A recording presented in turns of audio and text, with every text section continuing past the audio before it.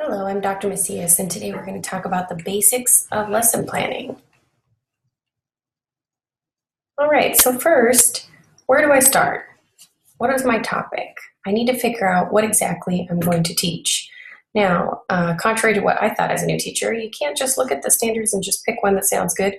You have to actually look at your scope and sequence and really think about that, read up on it, and consider the depth and breadth of the content for the grade level you're teaching. Meaning, how deep do I go on this topic for these second graders or ninth graders or whatever they are, and how much of this do I actually teach? What's the breadth I'm going to go? And that's something really important to consider. Most of the time, you'll have some materials that come along with your textbooks, or a mentor teacher can give you some advice on that. A lot of it will come from interpreting what the standard is saying as well. You're going to also want to look for a pacing guide. Most districts will provide you with a schedule for your scope and sequence, and they call that a pacing guide, which is basically a big calendar that tells you what standards need to be taught at what time in the school year. Often these are determined by benchmarks, and benchmarks will be these large assessments that you'll administer at the end of a quarter or at the end of a semester, and you always want to make sure you've taught the materials ahead of time so that the students are ready for that benchmark. And of course, when possible, you always want to do a pre-assessment. So when I figure out my topic and the appropriate standard, I want to do some sort of pre-assessment to see what my students already know about this topic. Next, we want to actually understand the standard.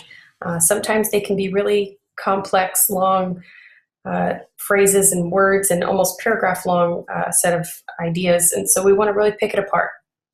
This is often called unpacking the standards, and some people believe this is a great way of doing it by picking apart every aspect of it, dividing up the standard into concepts and skills. Some people are sort of opposed to it because they believe it becomes a little too robotic and we lose the spirit of the standard and the goal of it. So I think there's a healthy middle ground where we can look at the concepts that are listed in the standards, which would be what my students need to learn, things like facts, connections to other content, relationships between topics or ideas. And then the other thing we look for is the skills that are implied by the standard. What do students need to be able to do? And that means that we're going to look for verbs that tell us about that academic action. Here's some examples here: retell, identify, define, summarize, analyze, synthesize, apply, create, evaluate. All of these are skills that can apply to various content areas. So here's an example for you. I went ahead and picked a 6th grade language arts standard, and it is a Common Core state standard, by the way.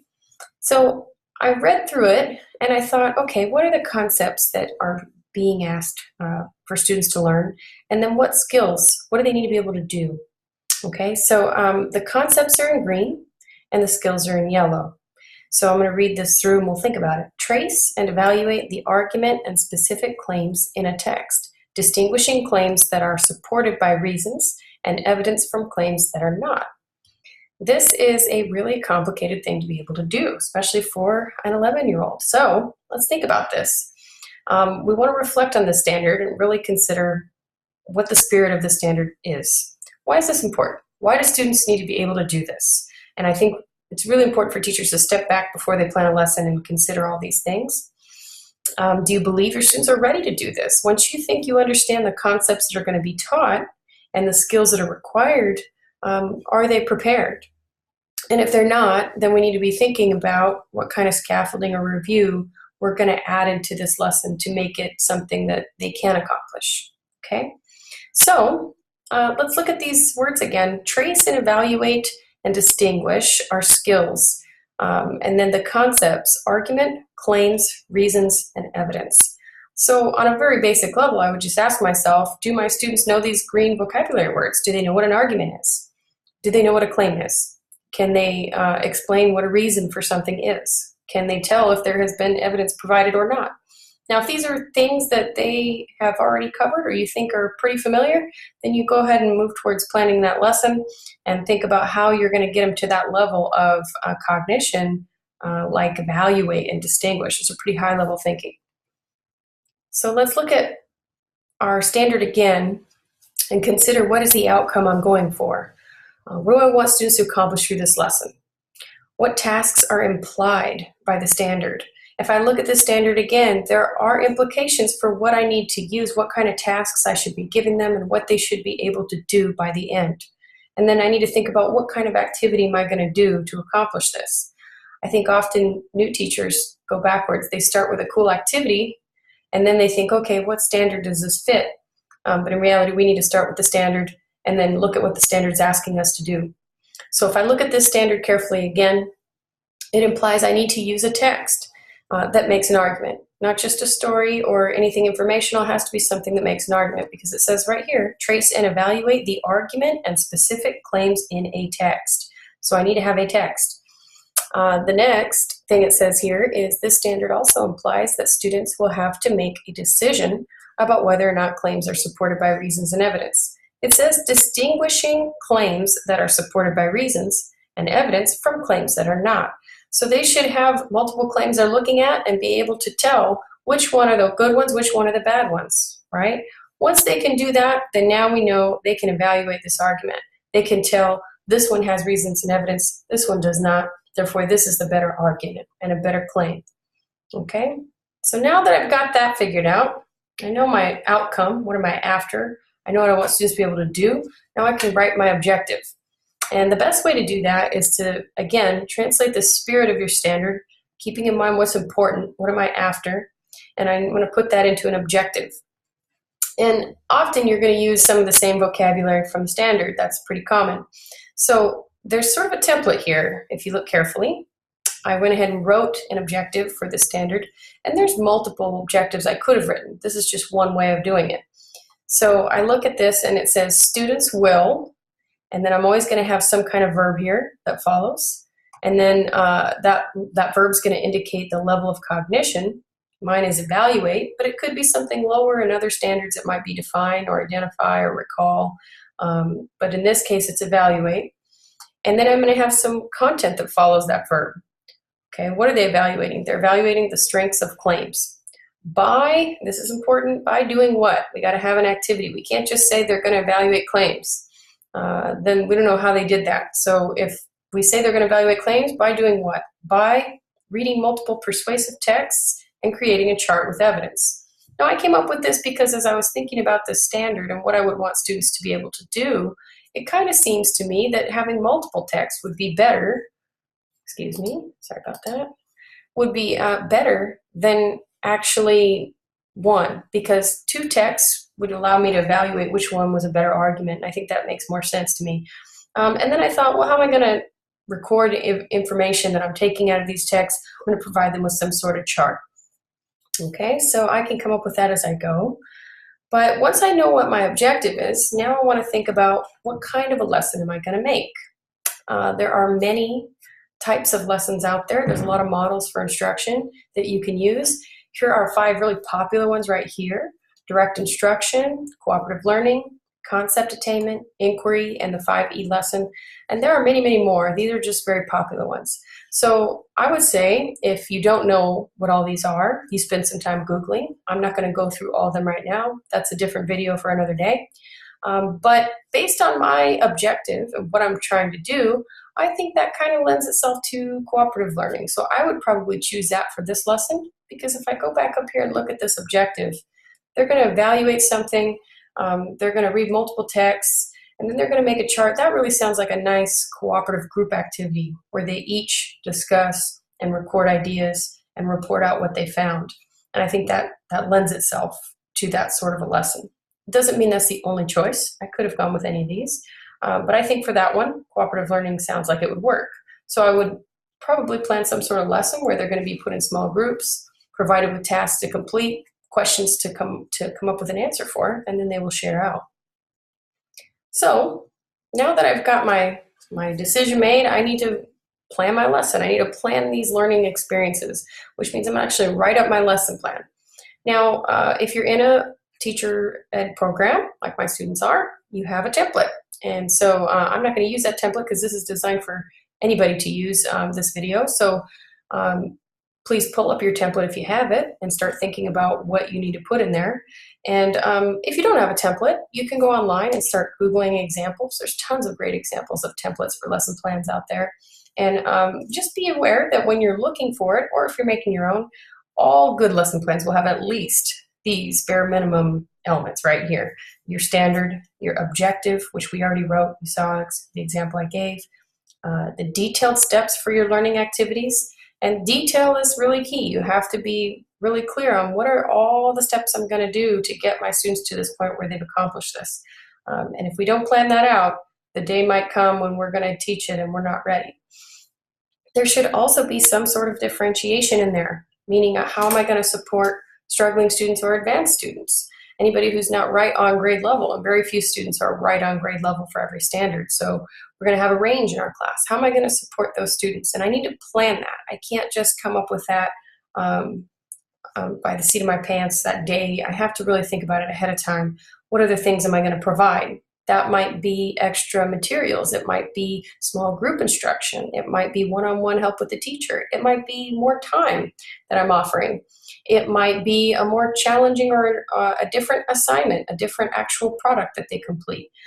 Maybe a different way that I'm going to present some information, something visual, something tangible, something active. You decide, but make sure it fits your standard and that you are thinking of all that range of students in your class.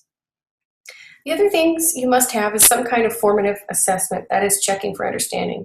This is possibly the most important part of a lesson. If you don't check for understanding multiple times throughout the lesson, you could get to the end and realize that none of them understand it, and you wasted your whole class session covering things that you could have gone back and explained again.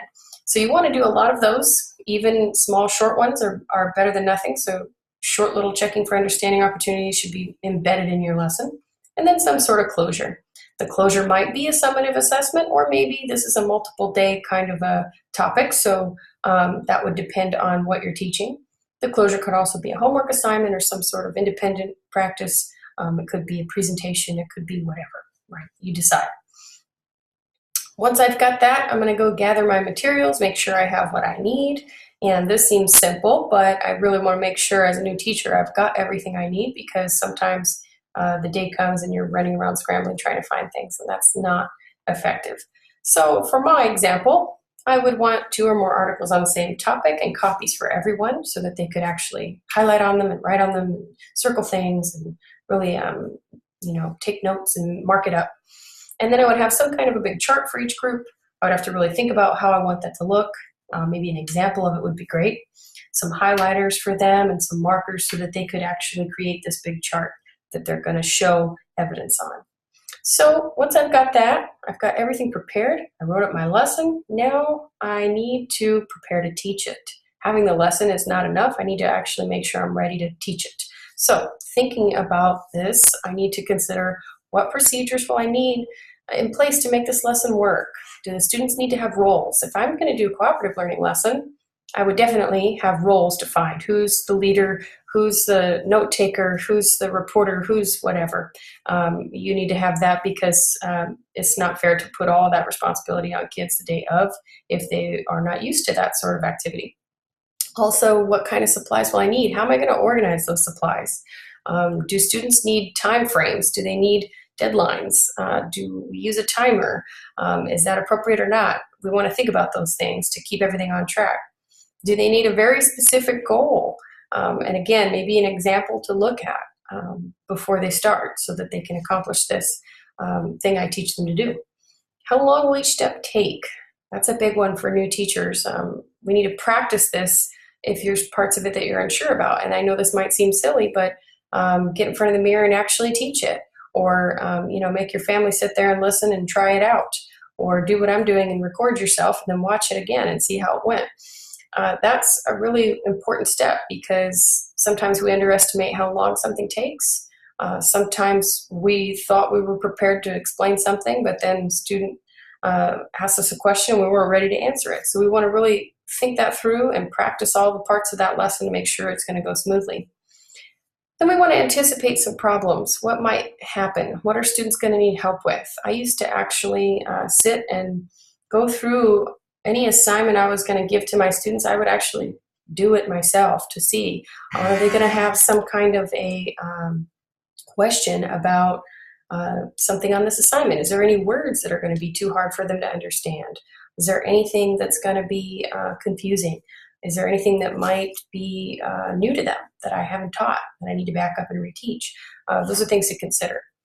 And then, of course, I've already mentioned this, but how will you check for understanding? There needs to be more than one instance of this throughout the lesson. If your lesson has 5 or 6 steps, you need to have a checking for understanding at each one.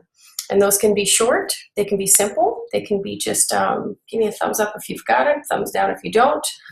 You could ask them to share with a partner and call on people. You could have them write something down. I'm a big fan of using Post-it notes because they're anonymous and it gives me a quick measure of what we understand about a topic. There's a lot of ways you can implement checking for understanding in your lesson, but make sure it's there in multiple places. And finally, how will you know when they have achieved the goal? You have that objective that you wrote. Okay, well, how do I know they accomplished it? Is that, for mine, it's that chart. When I look at that chart, what's a grade level chart going to look like? When I know that they're at grade level proficiency, what does that look like? And how will I know the difference between those who have made it and those who have not made it yet? How will I grade this work? Is this something that is going to be graded? Not all assignments and activities need to be graded. So is this something I'm going to grade or not? And how will you know if you need to reteach it? After I look at this work at the end of my lesson, I need to have some way of knowing what's acceptable for before I move on, or what tells me I need to back up and go over this again. Well, I hope that this helped you in the basics of planning a lesson. There's a lot more detail to it, but this can get you started if you're new and give you a review if you're trying to figure out what you need to get done. So I'm going to leave you with a quote from John Dewey, father of education here in the United States that we're a big fan of course. It says, "The educator is responsible for a knowledge of individuals and for a knowledge of subject matter that will enable activities to be selected which lend themselves to social organization, an organization in which all individuals have an opportunity to contribute something, and in which the activities in which all participate are chief carrier of control." And that's a reminder that what you plan in your lesson, that is what controls your class. Not you, not rules, not you being real serious and mean or strict. It's actually the lesson itself. If you plan your lesson well and it's engaging and you've thought of all these details and you've thought of ways for everybody to be engaged and contribute something, then it's going to go well. And remember, practice makes perfect. Nobody is born a good teacher. It's a skill that you refine over time. Good luck, and I hope you enjoy the video.